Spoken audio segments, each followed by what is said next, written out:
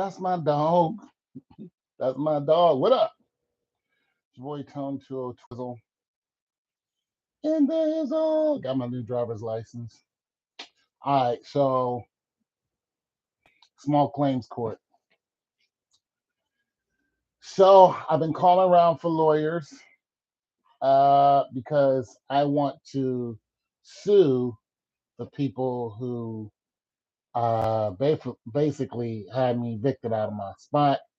And so I want to sue the rental company and I want to sue the people who said that, I hit them in the face and then turn around, it was just not true.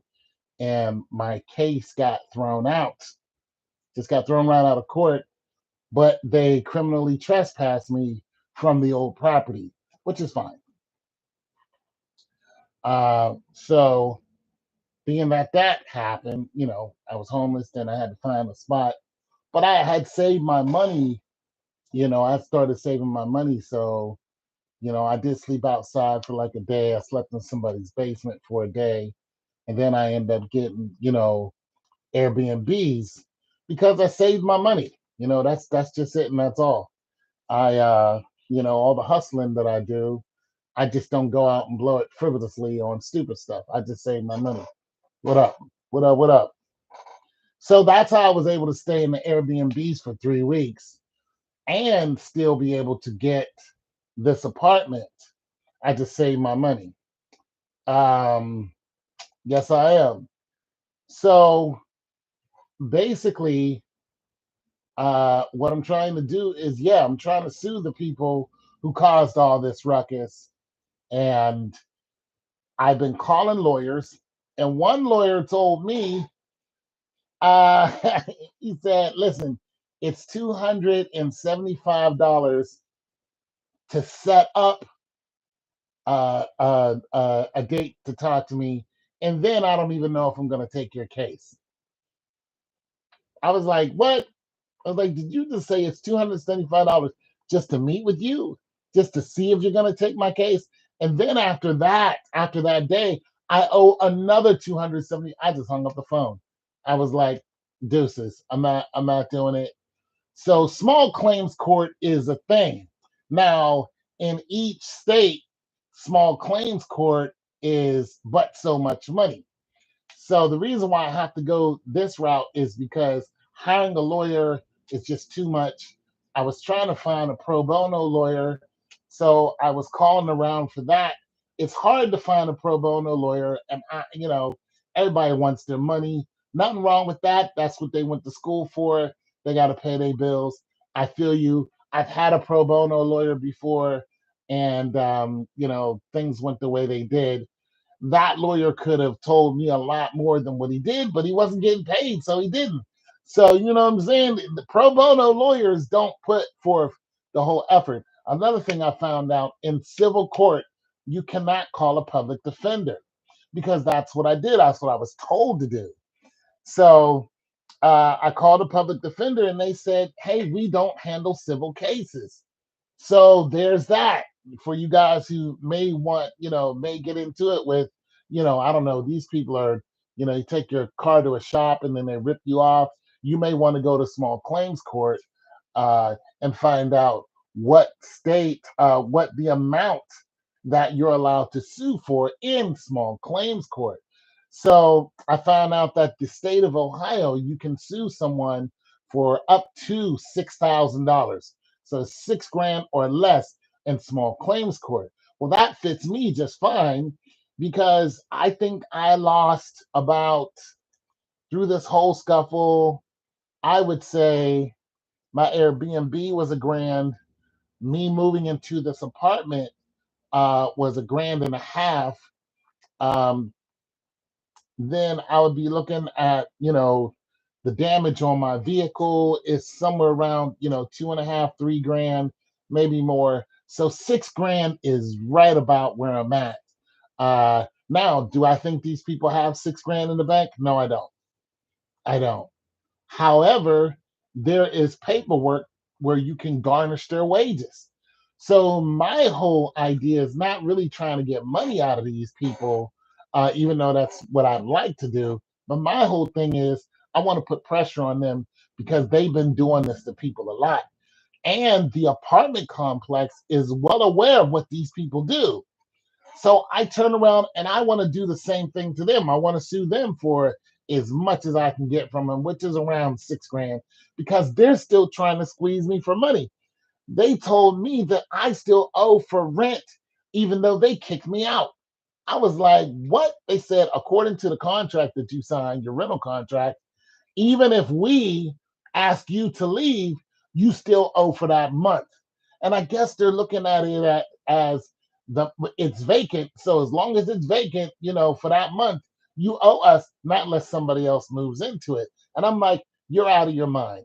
I'm not going to sit here and pay you when you told me to leave in 3 days and I'm like, this is just ludicrous. They're like, we're allowed to charge you for that month's rent, even though I'm not staying there. I'm like, how does that go? You told me to be gone by the third. By the third, I was gone. I was completely gone because I didn't want to have anything to do with eviction notice. So I've been going back and forth with them. They're like, look, if you don't pay us the 15 or the $1,600 we're asking for the damages and stuff to your house. And I'm just like, what damages are you guys even talking about?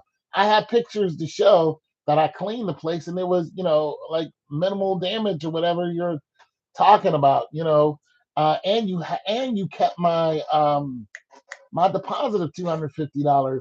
So I'm like, you guys are just out of your mind. So I'm like, no, they're like, well, we're gonna send you to a credit agency. I said, if you send me to a credit agency, I'm gonna sue you.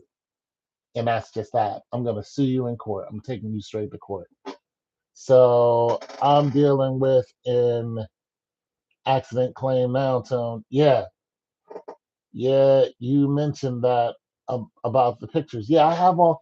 So I took a bunch of pictures before I left because they tried to say that I left the bathroom dirty. They said that I left the kitchen dirty. They said that, I did this and I did that, but I took a bunch of pictures before I left. So I'm going to take that and march my ass right down to small claims court and I'm going to file a lawsuit against them for $6,000. I'm gonna go for the maximum because they're basically trying to sue me for $1,600. That's pretty much what they're doing. So I'm like, all right, well, if this is the game we're gonna play, because they're like, I'm gonna send you, I'm gonna, your stuff's gonna go right toward the credit agency.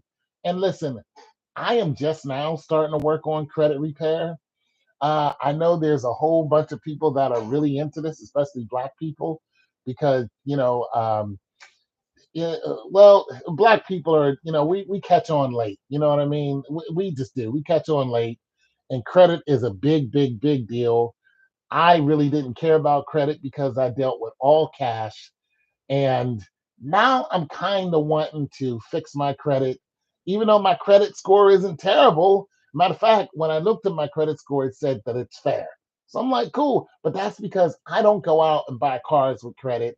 I don't buy anything with credit. I just use all cash.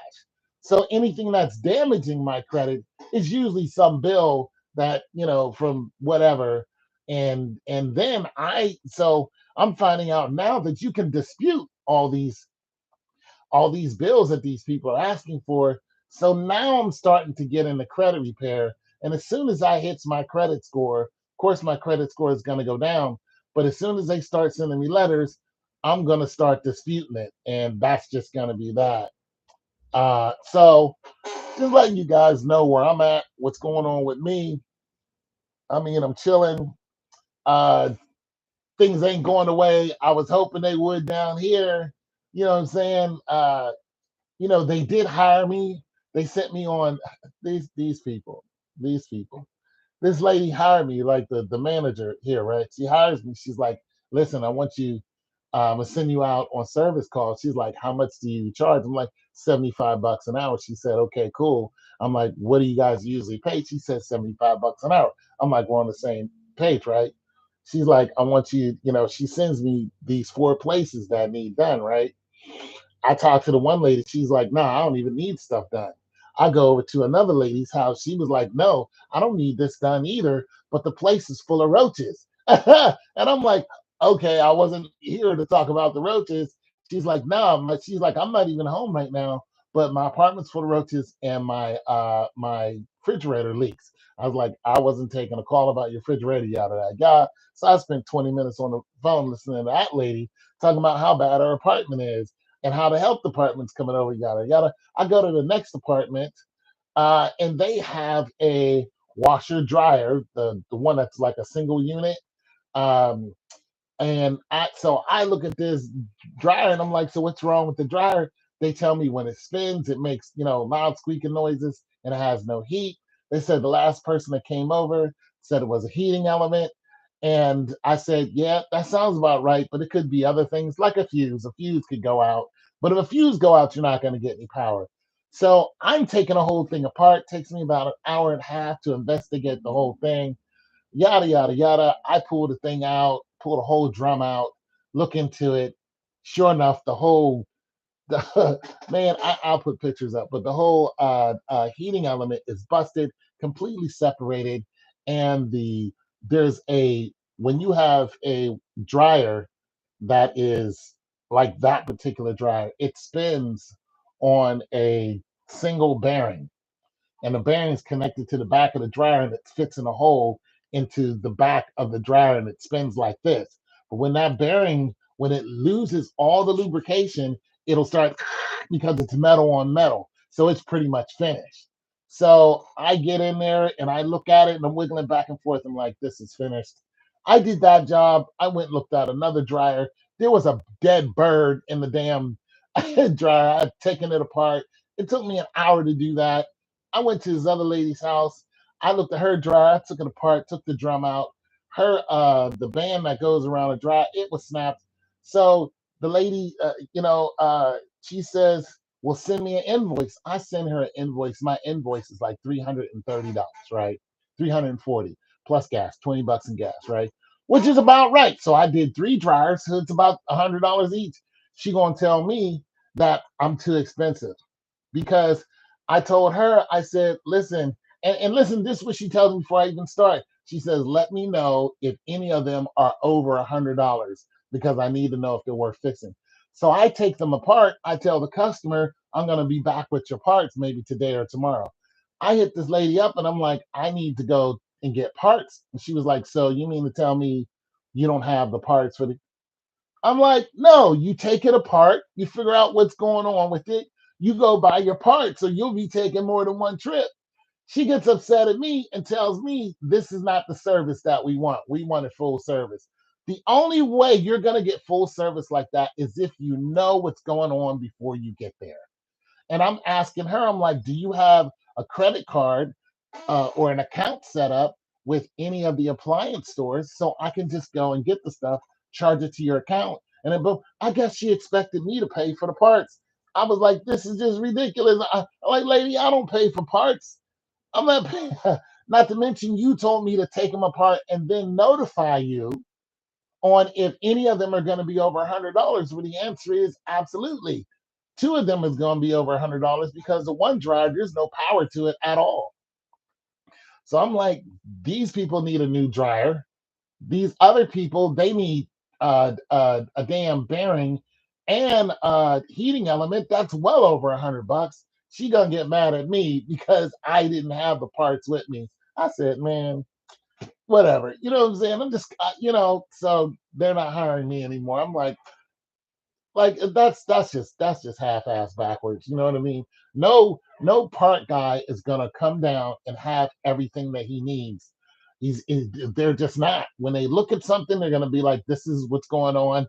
Then they're gonna go get the part. They're gonna come back, put it in, problem solved. Because you don't know what all you're looking at. You could have a heating element that's out in the refrigerator. Turns out the motherboard is bad too.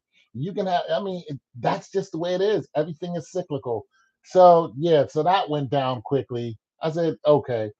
But yeah, so things aren't going the way I wanted them to go down here. They haven't given me access to the washroom room so I can go ahead and hook up my washers and test them. when they haven't put in a dryer outlet, not yet, into my other room. I got a storage room back there. They haven't done anything with that yet. So I don't know when they're going to do it. I'm not really pressed about it anymore. I'm just like, this is what it is. So I'm just going to flip refrigerators. So I have sold a couple washers and dryer. I've sold a refrigerator, a couple stoves. So, I've been doing okay. But what I'm gonna do is I'm just gonna hustle refrigerators. And because I can test refrigerators here, I can fix them here, back in my storage space. And that's just what I'm gonna do. I'm just gonna hustle all refrigerators. I'm gonna buy the broken ones off of Facebook, bring them here, see what's wrong with them, order my parts, boom, fix them, sell it. That's gonna be what I'm gonna do. Uh, not, and I'm still doing house calls. So if somebody calls me and wants me to go look at their stove or any of that stuff, I'm still doing that. And I'm in talks with another company that does what I do, but they do it 7 days a week and they're bigger than me. So they're thinking about having me do some deliveries for them. So I'm doing okay. But yeah, I just want to let you guys know what was going on with me. Uh, this whole small claims court, I've never done this before, but I am definitely going to take these people to small claims court because I have all the evidence. I've been listening to videos on small claim court, and they're telling you how to actually do it. Another thing is, if you're gonna file, if you got, like you said, you got an issue that you're dealing with now, if you're gonna file in small claims court, the paperwork is actually all online now. So like if you want to garnish wages, boom, it's all online. You can just boom, print it out, fill it out. So everything is online pretty much now, and you don't need a lawyer for small claims court. Just to let you guys know that this is why small claims court is a thing, because a lot of matters can be actually a lot of the matters can be done outside of court. So if you guys are beefing with, like I said, some garage that ripped you off, and you have all the evidence, you got your act together, you can just tell them, listen, I'm going to sue you for the $2,500 I think you owe me because you did more damage to my car. And it's evident that you did it. And if they're just like, no, I don't care, do what you want, be like, okay, I'm going to sue you. And as soon as they get that letter, most likely what they're going to do is issue you the money, or they're going to come to some type of deal. They might even come to a payment deal.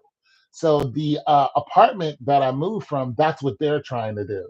They're like, you need to come to a payment arrangement or you need to go ahead and pay it off. And I'm like, I'm not doing either. I'm not doing none of that because you guys already took my deposit. That's $250 that I'm not going to see. So add that to whatever you need done over there, blah, blah, blah. Not to mention, this is something that I didn't know. The gas company, when I left, I called the electric company, I called the gas company, and I didn't have cable, but I did have the internet. So I got my internet stopped over there. I got my electric stopped over there, but you have to call the managers at the apartment complex you live in order to get your gas cut off.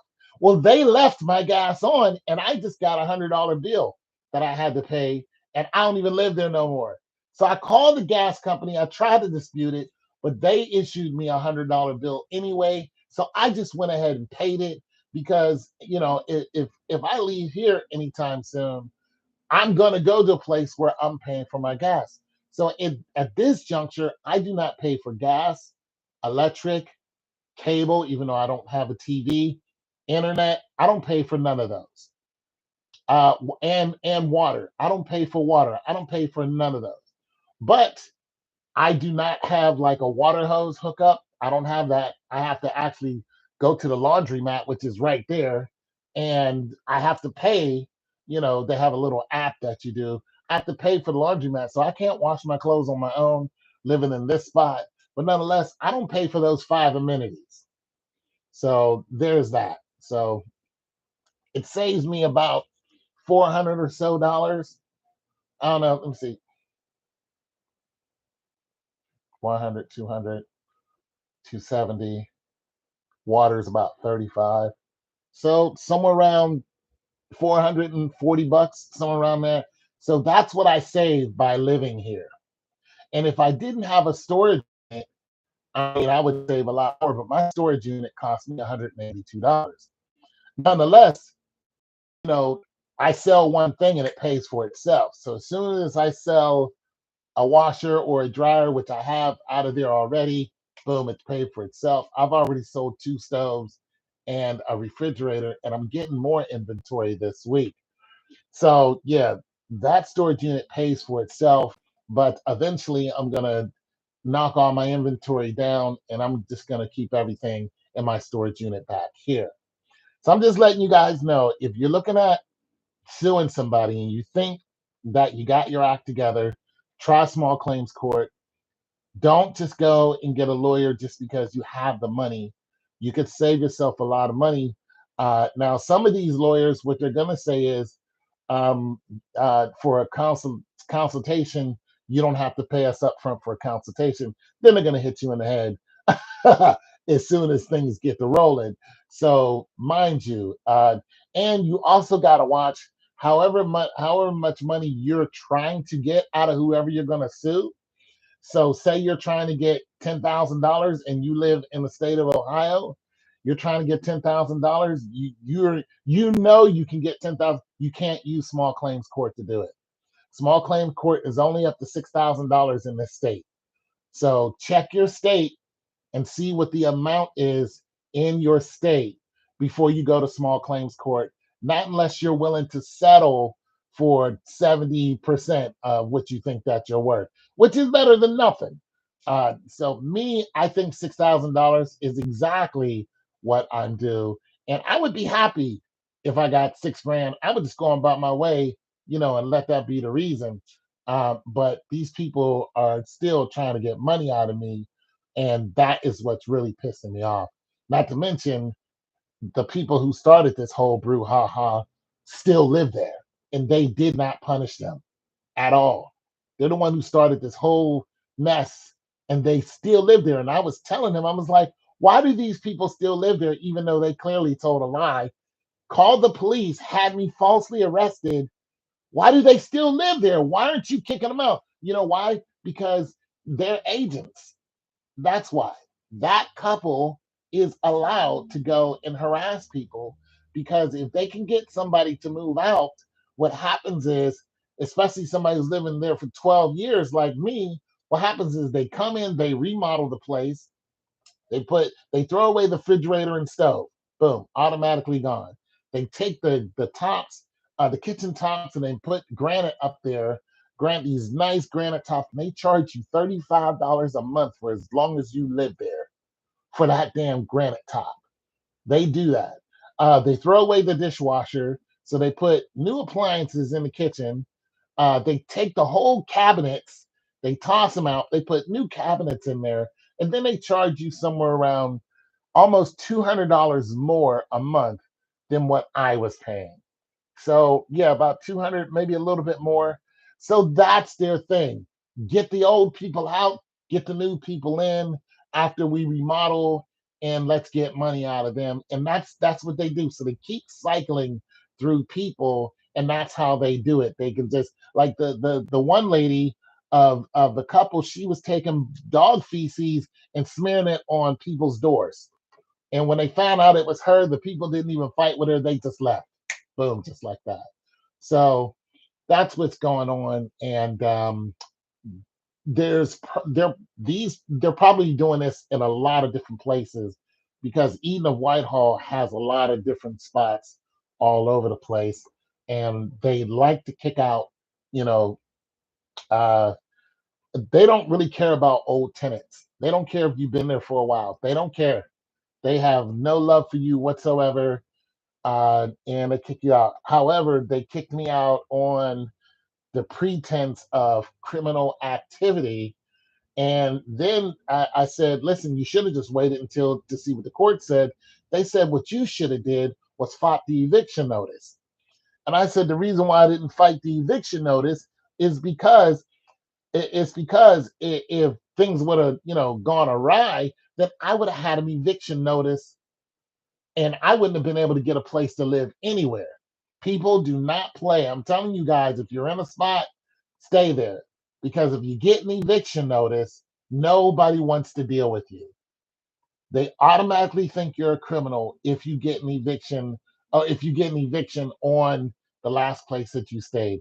Nobody. And that lasts up to 15 years. So just think about that. If you guys want to act up or play your music too loud or harass people that you live beside, if they evict you out of there, or you don't want to make your payments, you want to blow your money. If you get an eviction, it's for 15 years. And you're going to be living in a place smaller than mine. You're not going to have a lot of choices. I'm just telling you now, it lasts 15 years. So play games if you want to, but if you're not buying a house, then you're going to be renting, and that means it's somebody else's property, and they can say yes or no if they want to. And like I said, they trespassed me off the property because they couldn't get me on a misdemeanor. They was like, we'll get him on trespassing. So I agreed to the trespassing because I'm looking further down the line and thinking, you people are going to get in trouble with this. And I don't want anything to come back to me and say, oh, I did it. So what do? I allow them to give me a trespassing. And then I move way far away from them because I know that this guy is already working on somebody else. Except the neighbor he's working on now, she has a crazy son. And that dude is going to handle things like I wouldn't. And I told him, I said, this is going to blow up in your face. As soon as that mother tells her son, and he's a grown man, what's going on, he's going to go and get in that dude's face, and it's going to be a whole different party. And when it goes down, when somebody ends up bleeding on the street, they're probably going to call me and ask me if I had anything to do with it, and I'm going to tell them point blank, I have nothing to do with it. I am criminally trespassed from that property, so I cannot go on to that property. So don't even look my way. When it all goes down, and I'm telling them it's gonna blow. And I emailed them. I said this is gonna blow up in your face. So I got the criminal trespass because when the police see that, they're gonna know that I don't want anything to do with it, and don't come asking me nothing because I have nothing to do with these crazy ass people. So there's that. So yeah, I just wanted to let you guys know what's going on with the Tonester. And yeah, I'm chilling. I ain't broke. You know what I'm saying? I ain't broke. My cars are not getting beat up. And it's a chill, quiet spot. You know what I'm saying? A lot of trucks and stuff go by, but that's about it. You know what I'm saying? I'm still out here hustling, doing my thing. And yeah, so you guys stay up, man, and keep your wits about you. Don't do nothing stupid. Don't get into any fights if you don't have to. Uh, Another thing, let me say this for some of you guys, because I know most men watch this channel.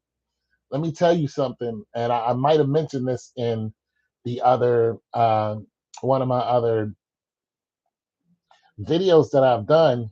If you get into it with anyone and the police are called and they arrest you, when you go to jail, what they're doing now is they're not holding you as long in jail. Depends on what it is.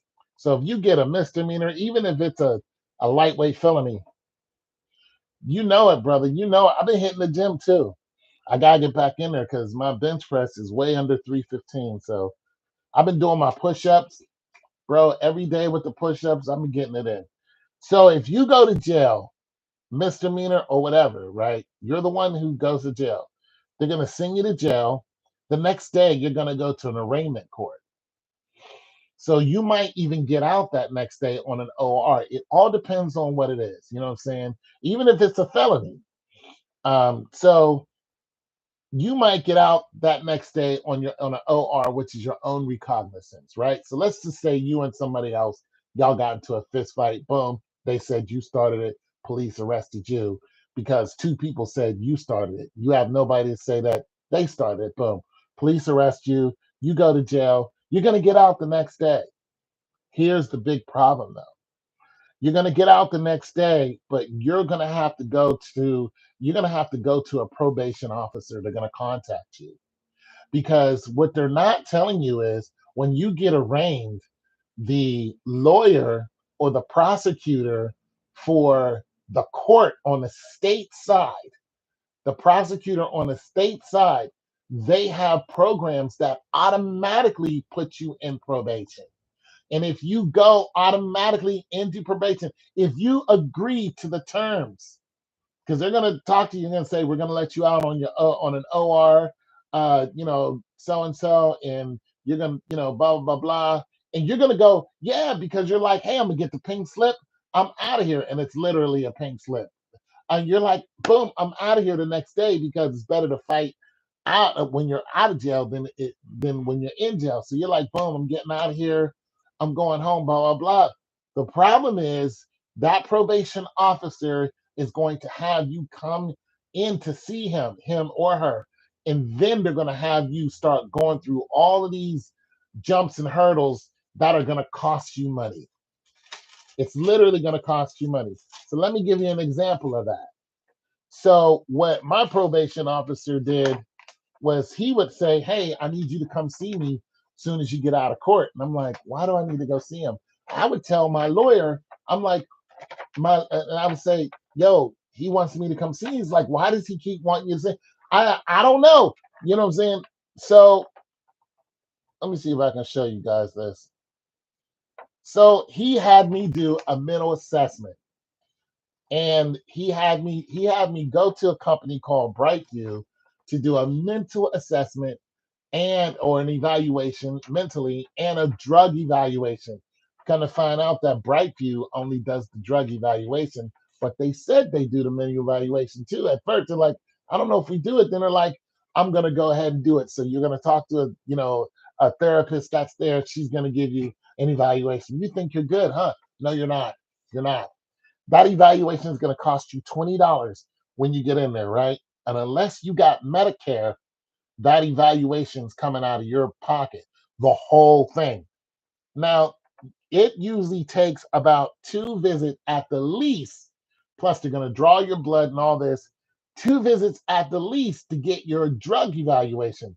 You know what that's going to come to? Let me show you what it's going to come to. I no longer live here, but I'm going to cover this up. That's what it's going to come to. $308.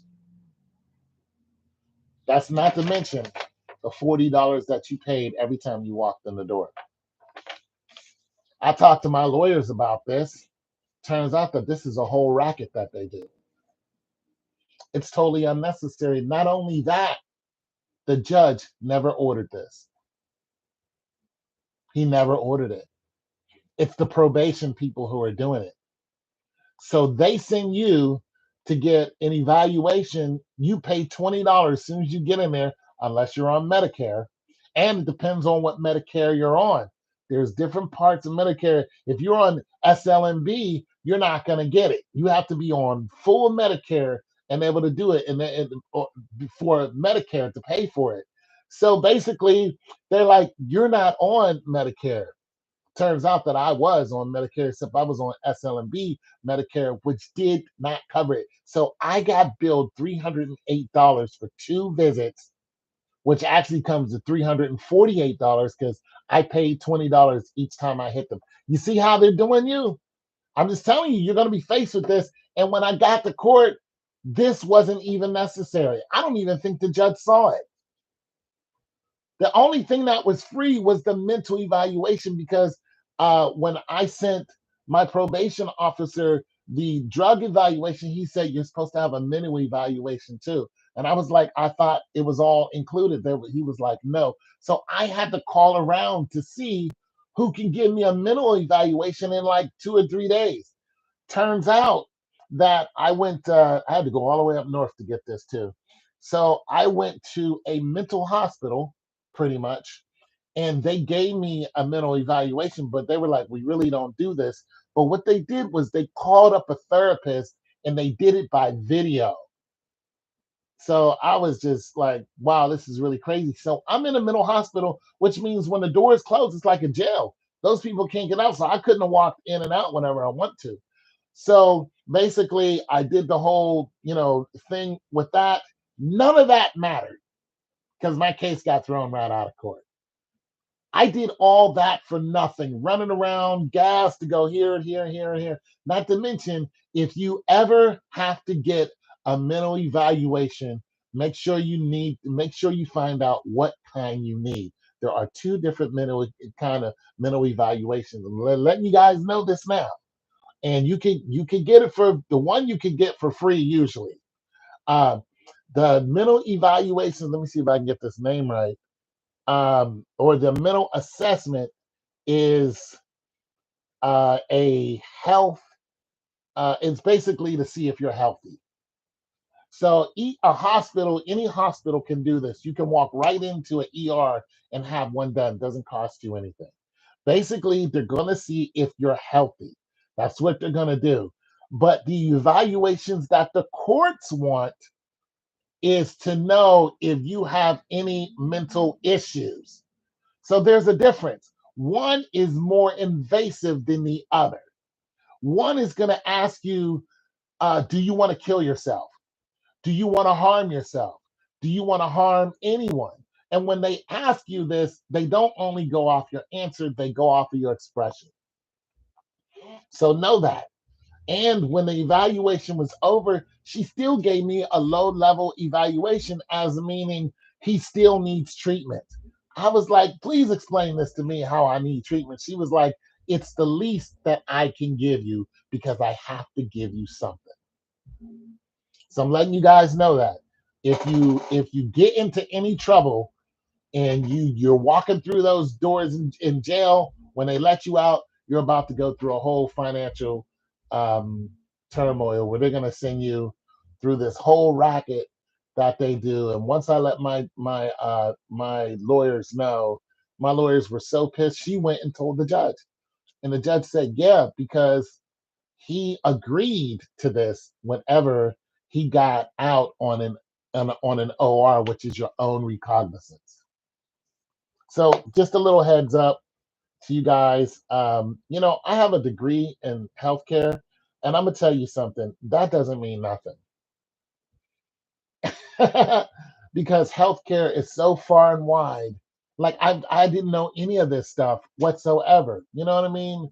And healthcare is constantly expanding in all directions. There's just no way you can keep up with all of what's going on in healthcare.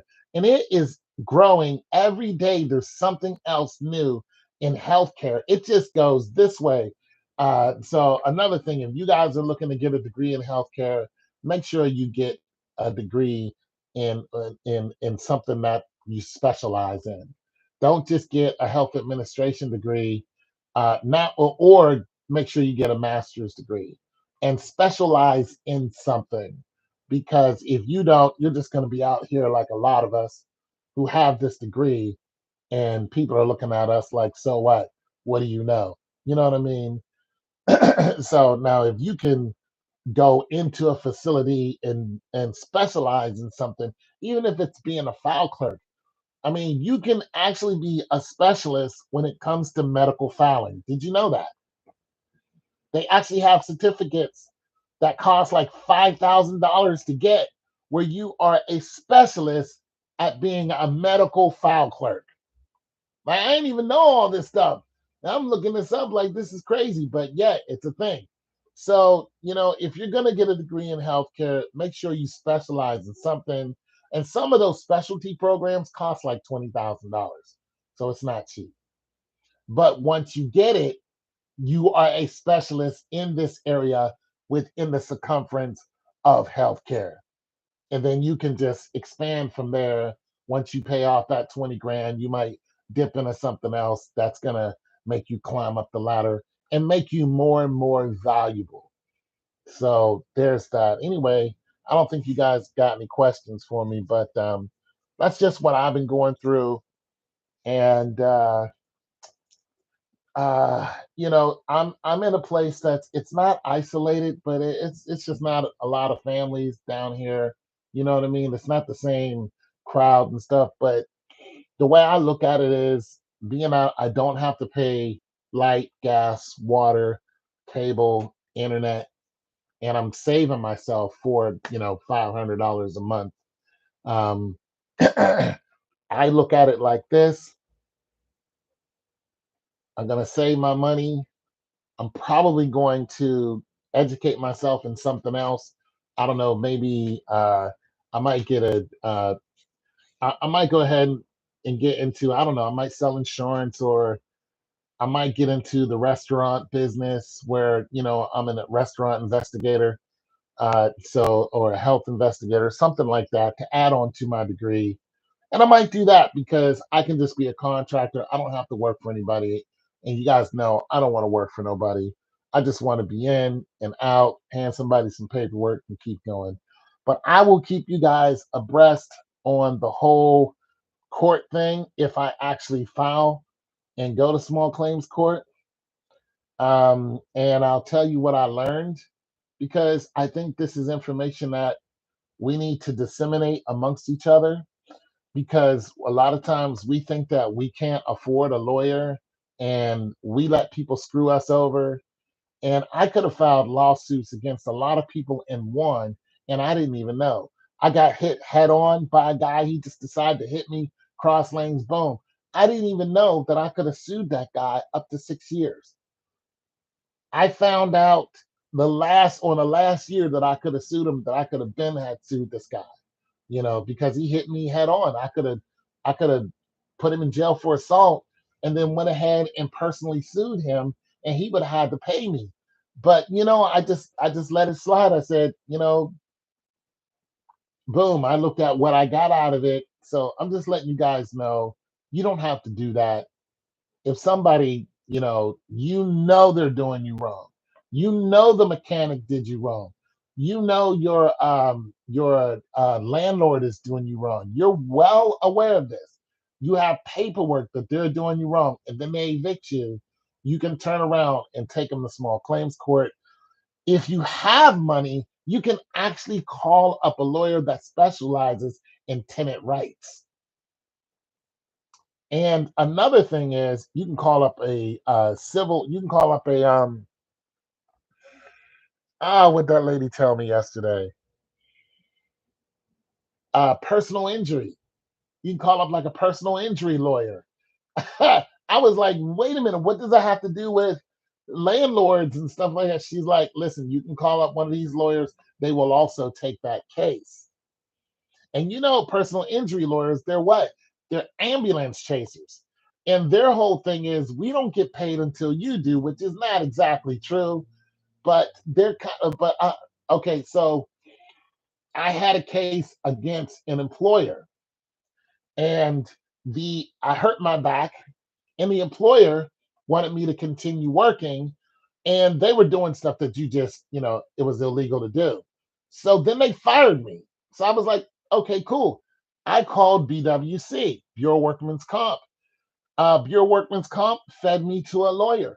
That lawyer, I went to see the lady, female, and she was like, yeah, you don't pay me nothing until, we filed a claim and I win. Sure enough, we went down, the employer showed up, and we sat in front of the magistrate. The magistrate looked at our case and was like, did you fire him? Yes. Did he work for you? Yes. You shouldn't have fired him. $10,000. Boom.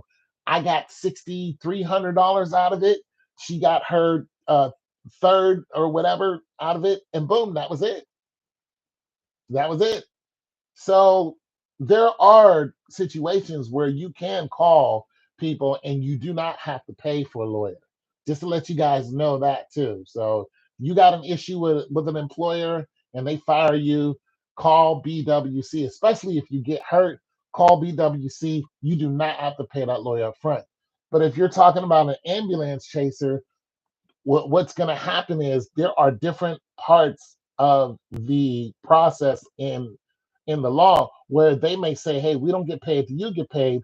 But when it comes to filing your case, they're going to say to file your case, it's going to cost $200-300. Do you have $200-300? So if you don't have the 200-300 to file your case, they're just going to walk away from you. Literally, they're going to say, we can't do nothing here. we're not going to file your case. That's how they do. Even if you get into it with like the cops and you want to sue the cops, same thing. There is a cap on how much you can sue the police for. So there's that too. But yeah, so be careful of some of these ambulance chasing lawyers. But a lot of these lawyers handle different cases, and the ones who you don't expect to handle a tenant's rights case actually will do it. And I think the reason why personal injury lawyers will handle it is because if you're wrongfully evicted, you're owed a certain amount, and they look at it mentally, because each state has a limit to how much. Have you ever heard somebody go on a court, or have you ever watched any of these court programs and the person says, I want to sue for this amount of money I lost and for mental anguish, and then the lawyer, not the lawyer, but the and that's a small claims court is what they're doing. All the Judge Judy stuff like that, that's like a small claims court because there's no lawyer involved. So what they're doing is they're suing, one person is suing the other, right? So when they say mental anguish, you know what the judge does? The judge looks down and he or she goes, you're suing for $5,000 plus mental anguish of, you know, $3,000. She's going to say mental anguish in this state is up to. So know that if you ever try to put mental anguish on there, or if your lawyer does it, the lawyer knows there is a cap on mental anguish. So if you say $20,000 for mental anguish, they're going to look at the state statute on the limit of mental anguish. Just letting you guys know there's a cap to that. But if you're going through a tenant landlord issue, mental anguish is involved in unrightful evictions. Why? Because stress. You're in a stressful situation. The lady that I had talked to who lives here, she's like, my whole house is infested with roaches. So I put down all these traps, and I put tapes over all these holes, and they're everywhere. You think that's a stressful situation? Yes, because she has a child. And so what she did was turned around and called the state. The state health department came out and looked at the place. When they saw that the place was crawling with roaches, they informed the landlord that you have a certain amount of time to fix this infestation. So what is that going to do for her? If she leaves there and breaks the contract that she has with the landlord or whatever company that she's living under, if she breaks the lease, so she has a year lease, she leaves in 6 months, she breaks the lease, she's going to put down, I broke the lease because it is an unhealthy place to stay. Why? She's going to have pictures. She's going to say the health department came out. Boom. So she's going to have all that information. She can then go to a lawyer and say, this, that, and the third. This is the mental anguish I was under, because the apartment complex is going to turn around and try to sue her for the amount that she signed on the dotted line for, which means at the end of the year. This is what they're trying to do to me now. They're saying we can charge you for rent because you're leaving early. But anyway, but I was on a month-to-month lease. So they're saying, being that you went into the next month and you left on the third, you still owe us for the rest of that month. You see what I mean? So I'm just putting you guys up on some game that as I find it out. I'm not a lawyer, but I'm finding this stuff out and I'm disseminating this information to you because we all rent. Most of us are renters on here. Any homeowners? Okay, I don't know that area because I don't have a home, but we have to learn how to help ourselves, defend against these crazy ass landlords and these huge companies that are, because what they're doing is they're just buying property, they're fixing them up, they rent, the rent, but they think that they're so big that they can do whatever they want to you. Well, they can't. They can't do that whatsoever because there's class action lawsuits and stuff like that. Once enough people make a complaint about you, boom, next thing you know, people are sitting in the library and talking to lawyers and they're like, we're going to sue these people. And that actually is happening with Eden Whitehall. So there's that. I don't even think Eden Whitehall is aware that there's so many people complained about them that they're trying to class action lawsuit. So that's another thing. If you had an issue with any entity, I don't care if it's Walmart, I don't care if it's, some eatery that you went to and they did you wrong, look for a class action lawsuit of that company. So here's why. So in my case, okay, let me say this. Huntington Bank was doing something crazy with accounts. I had an account with them some 8, 9 years ago. I didn't have a lot of money in the account. I didn't even keep it that long. Boom. Every now and then they send me a check for $6, $7. Why? Because there was a class action lawsuit against them and it stretched back during the time that I had a bank account. Now, sometimes it's like for $1, big deal. But the point is, there was a class action lawsuit and they have to pay me because I was, unawares of what they were doing, which that's the reason of the class action lawsuit. They were doing stuff with account that people weren't that people were unaware of. They were charging them for some monthly fee that was, it just came out of nowhere. There was no reason for it. And then, once enough people complained about it, they went and got a lawyer, and the lawyer was like, okay, well, there's so many people who are complaining about the same thing, class action lawsuit. So if you dealt with anyone who is, or any company that is, you think is, bigger than God, look and see if there's a class action lawsuit and get in on a class action lawsuit. And sometimes they'll send you a letter because they'll, like one time I got a letter, I forgot who it was from, and they wanted to know, oh, it was a company I worked for a long time ago. And they wanted to know if I wanted to get in on the class action lawsuit.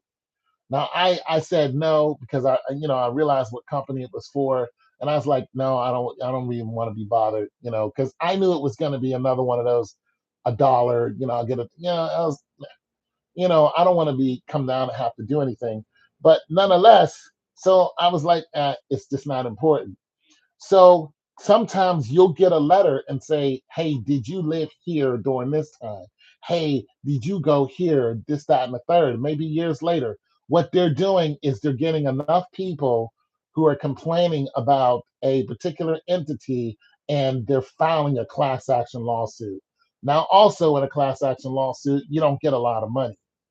So it's really the principle of them doing wrong to people is what they're really trying to get at. So you might get, 10, $20 out of it, but hey, put it in the bank. Well, it's whatever. So I just wanted to let you guys know that there's also that route too. So if you're dealing, like you said, Hardaway, you're dealing with, I don't know if it's a car company or whatever. Um, Look and see. Another thing is if you're dealing with, let's just say you go down to Joe's mechanic, brakes and tires.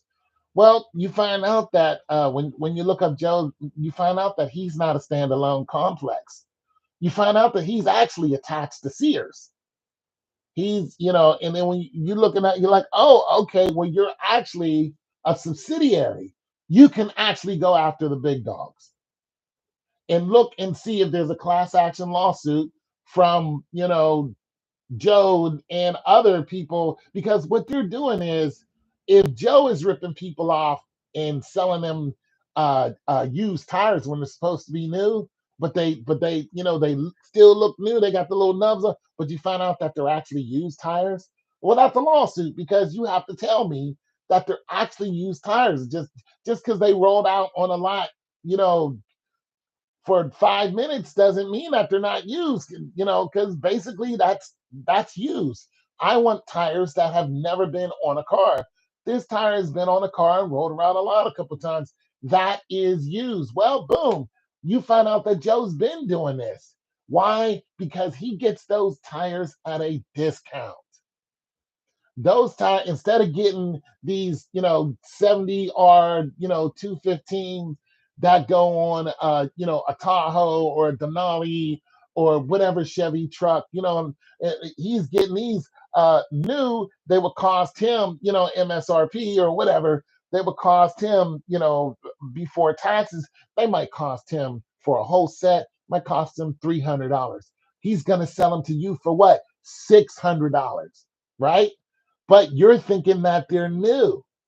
You find out that they're not new. So he's selling you new tires at a used tire, but he should be selling you new tire. He should be selling you used tires instead of you paying the new tire cost, which is probably somewhere around $200. So boom, class action lawsuit. There it is. Hope you guys take note to this because I think we're all running into this. And I think the further down the line we go, we're finding out that companies are ripping us off. We're finding out a lot of people are ripping us off. We're finding out there's a lot more racism in the world than we thought. You're seeing these Facebook videos where people are getting kicked out of stores for no reason. I just got kicked out of this place over here. Lady thought I was stealing and I wasn't. So, that type of thing is going on. So I don't know what that's all about. But yeah, get yourself a lawyer if you can afford one. But if you can't afford one, there is still hope for you out there. It's your boy Tone 202. Peace, love, and hair grease.